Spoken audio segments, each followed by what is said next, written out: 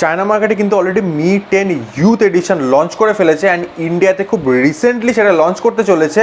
তো লঞ্চ করার আগে আমরা একটুখানি তার স্পেসিফিকেশানগুলো দেখে নিই এবং আমাদের কাছে যদি থাকে ততটা টাকা যতটা দিয়ে Mi 10 ইউথ আমরা কিনতে পারবো, তো সেটার জন্য আমাদের ওয়েট করা উচিত কি উচিত না, ডিটেলসে কথা বলবো আজকে এই ভিডিওতে। আমি অনুভব Majumdar and welcome to my channel. ভিডিওটি শুরু করার আগে যদি এখন আমার এই ছোট্ট চ্যানেলটিকে আপনারা সাবস্ক্রাইব করে না থাকেন তো অবশ্যই কিন্তু সাবস্ক্রাইব করে বেল আইকনটা প্রেস করে দেবেন, যাতে আমি যখনই কোনো ভিডিও ছাড়বো নোটিফিকেশান সবার আগে আপনার কাছে চলে যায়। তো সময় দেরি না করে একটি একটি করে স্পেসিফিকেশান দেখে নিই এবং লাস্টে এই প্রশ্নের উত্তরটাও দেবো যে আপনাদের ওয়েট করা উচিত কি উচিত নয়। তো ফার্স্ট যদি ডিসপ্লে নিয়ে কথা বলি, ডিসপ্লে কিন্তু একটা 6.57 ইঞ্চের একটা সুপার অ্যামোলেড ডিসপ্লে দিয়েছে, যার মধ্যে ইন ডিসপ্লে ফিঙ্গারপ্রিন্ট স্ক্যানার পাবেন এবং এটা ফুল এইচডি প্লাস একটি প্যানেল। বাট এটার মধ্যে কোনো হায়ার রিফ্রেশ রেট পাবেন না, বাট এটার মধ্যে কিন্তু হায়ার টাচ স্যাম্পল রেট পাবেন, মানে 120 হার্টজের টাচ স্যাম্পল রেট। এবার দুটোর মধ্যে ডিফারেন্সকে একটু ছোটো করে বলে দিই।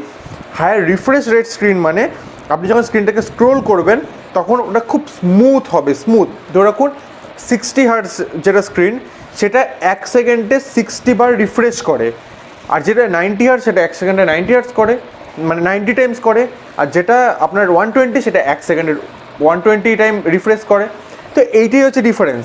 আর টাচ স্যাম্পল রেট মানে কি, আপনি যে টাচ করছেন সেটা কত তাদের রেসপন্স নিচ্ছে।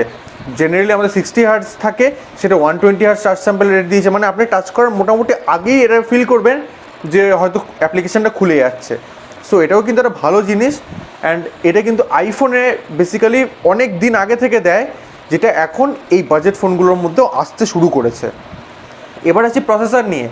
প্রসেসর কী দিয়েছে, অবভিয়াসলি 765G, যেটা কিন্তু একটি gaming processor, G for gaming, and যেটার মধ্যে কিন্তু 5G মোডেম কম্পেটেবল, মানে আপনি 5G মোডেম অবধি লাগাতে পারবেন মানে অলরেডি লাগিয়ে সেটা আসবে। তাই জন্য এটা কিন্তু একটা 5G ফোন হতে চলেছে, নট 4G। ওকে, তো এটা ফিউচার প্রুফ একটা ফোন হয়ে গেল। অ্যান্ড 735 এবং 725G এর ওপরে কিন্তু একটা ভালো আপগ্রেডেশন এটা। এইবার আসবো আমাদের র্যাম টাইপ, স্টোরেজ কী আমাদের অ্যাভেলেবেল থাকবে আমাদের কাছে।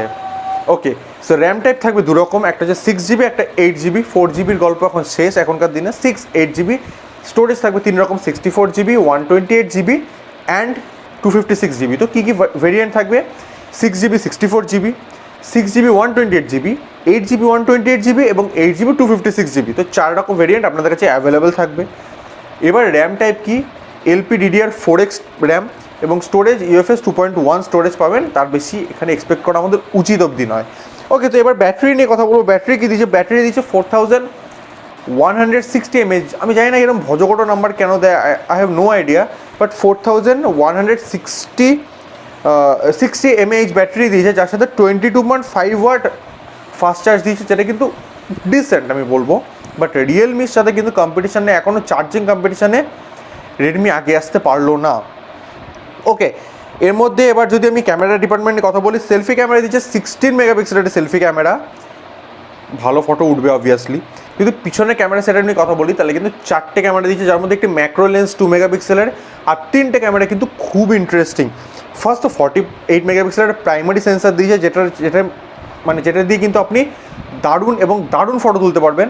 তারপরে 8 মেগাপিক্সেলের একটা আলট্রা ওয়াইড দিয়েছে, যেটা দেয় অবভিয়াসলি। আর 8 মেগাপিক্সেলে কিন্তু এটা খুব ইন্টারেস্টিং জুম ক্যামেরা দিয়েছে, মানে আপনি কিন্তু ওটা 5x জুম পাবেন, তারপরে কিন্তু hybrid zoom up to 50x পাবেন। মানে আপনি যদি ট্রাইপডের ওপর বসিয়ে 50x জুম করে ফটো তুলতে পারেন, তো তবুও একটা স্টেবল ফটো আপনি সেখান থেকে কিন্তু তুলতে পারবেন। এইবার আদার ফিচার নিয়ে কিছু কথা বলি। লিকুইড কুলিং দিয়েছে এই ফোনটার মধ্যে, NFC দিয়েছে, হেডফোন জ্যাক দিয়েছে, সব শেষ এখানে স্পেসিফিকেশান। এবার আসবো প্রাইস সেগমেন্টে। প্রাইস ট্যাগ কত টাকা দাম রেখেছে, যদি চাইনিজ ভেরিয়েন্টের কথা বলি তাহলে কিন্তু 2099 ইউয়ান থেকে শুরু হচ্ছে, অ্যান্ড যেটা কিন্তু আমি ইন্ডিয়ার প্রাইস রেঞ্জে কনভার্ট করলে 22,500 প্রাইস রেঞ্জ এটা পাবো, আপ টু 30,000 টাকা অবধি সেটা প্রাইস রেঞ্জ যাচ্ছে। বিভিন্ন রকম ভেরিয়েন্ট, বিভিন্ন রকম দাম।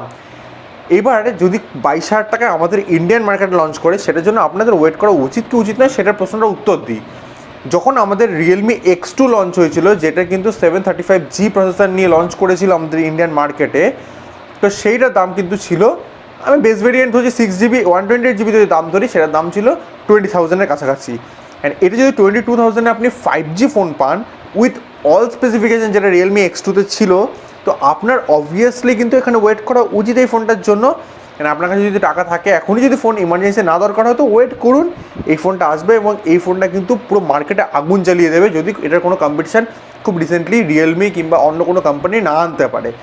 সো এটা ছিল কমপ্লিট ভিডিও, এটা ছিল আমার অনেস্ট ওপিনিয়ন যে আপনাদের অবশ্যই ওয়েট করা উচিত। স্পেসিফিকেশান ওয়াইজ দেখতে গেলে কিন্তু দারুণ ফোন, কারণ আমাদের কারোর কাছে ইউনিট নেই আমরা যে রিভিউ করব। সো এটাই ছিল কমপ্লিট ভিডিও। হোপ আপনাদের ভিডিওটি ভালো লেগেছে, যদি ভিডিও ভালো লাগে শেয়ার করে দেবেন, আমার এই ছোট্ট চ্যানেলটিকে অন্যের কাছে পৌঁছে দেবেন যাতে ওনারাও দেখতে পারে এই ভিডিওটা। দেখা করবো ওনার সাথে অন্য একটি ভিডিওতে, অন্য একটি নতুন ভিডিওতে, অন্য একটি ইন্টারেস্টিং ভিডিওতে। Till then